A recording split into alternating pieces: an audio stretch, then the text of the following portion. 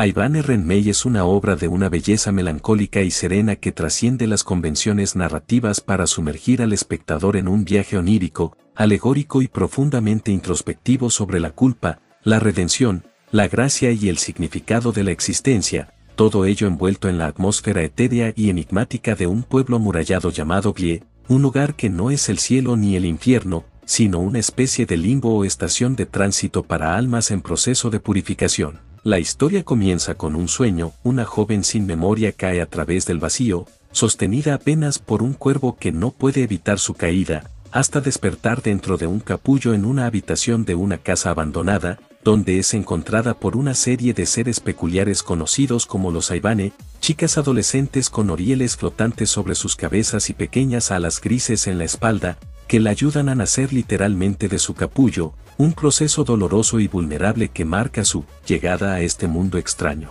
Así nace Raka, nuestro vehículo de descubrimiento en este universo, quien recibe su nombre por la palabra japonesa para caída, un reflejo directo de su sueño recurrente, y es integrada a la vida comunal en la antigua casa, un hogar acogedor y lleno de rutinas que sirve de refugio para varias Aibane femeninas, incluyendo a la maternal y responsable Reki, quien se convertirá en su guía y en el corazón trágico de la narrativa, la jovial y enérgica Kana, la tranquila y libresca Hikari, y la pequeña Nemu, la compañera de cuarto más antigua. El mundo de Glie se nos presenta como un lugar idílico pero claustrofóbico, rodeado por un muro infinito e infranqueable custodiado por una misteriosa torre, un muro que nadie puede cruzar y sobre el cual solo los cuervos neutrales, seres con los que los Aibane tienen prohibido hablar, tienen jurisdicción, mientras que el pueblo mismo está habitado por personas comunes que aceptan a los Aibane como una parte natural de su existencia, proporcionándoles trabajo y sustento en empleos sencillos,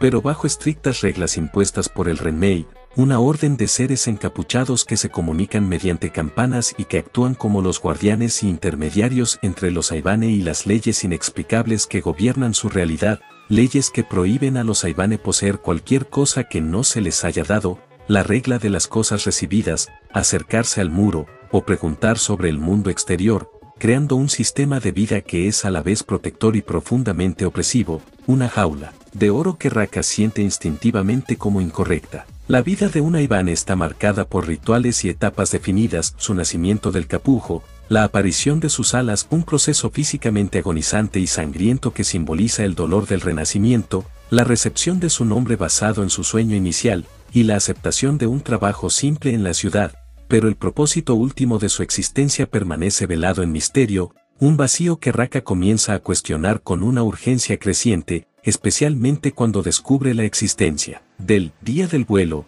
el día en que, si un Aibane descubre su propósito y se purifica de su culpa, es llamado a trascender, abandonando Glie para volar sobre el muro en un acto que es a la vez liberación y despedida definitiva, un evento que nadie comprende completamente pero que representa la única esperanza de escape de este purgatorio. La narrativa se divide en dos arcos emocionales profundamente entrelazados: el viaje de Raka para comprender su propia culpa, una sensación abrumadora e innata de haber cometido un pecado en una vida anterior que la llevó a este lugar, un sentimiento que se intensifica cuando, tras la partida en el día del vuelo de Kuramori, una Aibane mayor que era una figura maternal para Reki, Raka cae en una profunda depresión y descubre un pozo abandonado y maldito en el bosque, un lugar que atrae a los Aibane que están perdiendo la esperanza, y donde ella, en un acto de desesperación, se sumerge simbólicamente en la profundidad de su propio pecado, solo para ser rescatada por un cuervo que resulta ser el mismo de su sueño,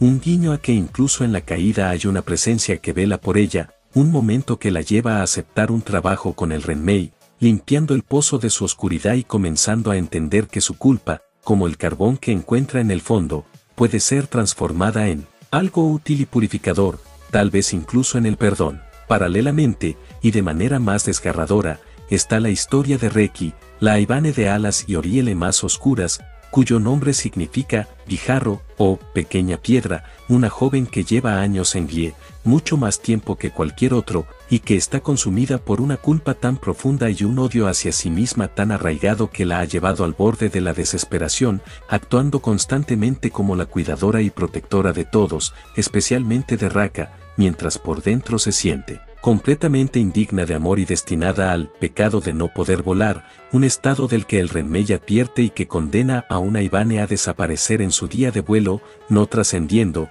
sino siendo borrado de la existencia, completamente solo. A través de flashbacks oníricos y de las propias confesiones de Reki, descubrimos su trágico pasado. Su sueño inicial fue el de un tren, un accidente en el que ella, siendo una niña en su vida anterior, posiblemente causó la muerte de su hermana menor, una culpa que arrastró hasta su nacimiento como Ayvane, donde, tras un inicio difícil y el abandono de su propia cuidadora, Kuramori, Reki cayó en un pozo de soledad y desesperación tan profundo que hizo un pacto con una entidad oscura, representada por unos misteriosos seres de sombra, para sobrevivir, sellando su destino y creando una máscara de falsa normalidad y fortaleza que oculta un corazón roto y aterrado. El clímax de la serie es una de las secuencias más emocionalmente poderosas y catárticas del anime, cuando el día de vuelo de Reki llega y ella, atrapada en su habitación del taller abandonado que usaba para pintar, es consumida por sus propias dudas y por las sombras de su culpa,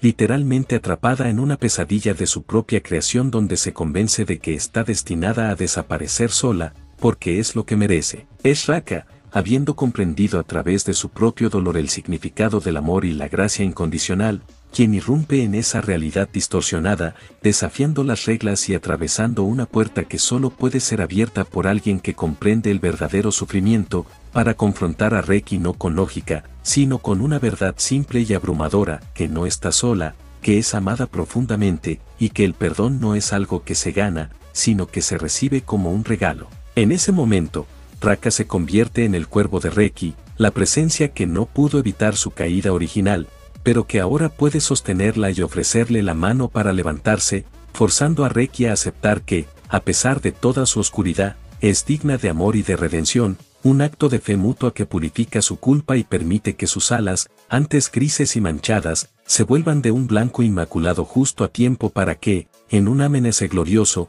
pueda realizar su vuelo, trascendiendo el muro no con tristeza, sino con una paz y una felicidad que nunca antes había conocido, dejando a Raka y a las demás con una mezcla de pérdida y esperanza. El final de la serie es abierto y profundamente poético. Raka, habiendo encontrado su propósito en ayudar a otros a cargar con su culpa, tal como el Renmei purifica el carbón del pozo, permanece en Glie, ahora más serena y dueña de su lugar en el mundo, mirando hacia el futuro no con ansiedad, sino con una tranquila expectación, sabiendo que su propio día del vuelo llegará cuando esté lista, y que mientras tanto, su existencia tiene un significado en el acto mismo de vivir, cuidar y esperar. Ayvane Renmei es, en esencia, una meditación visual y auditiva, con una banda sonora de Kao Utani que es una plegaria en sí misma sobre la condición humana, utilizando su mundo surrealista y sus reglas crípticas para hablar de temas universales, la lucha por perdonarnos a nosotros mismos, la importancia de la comunidad y la conexión humana para sanar las heridas del alma,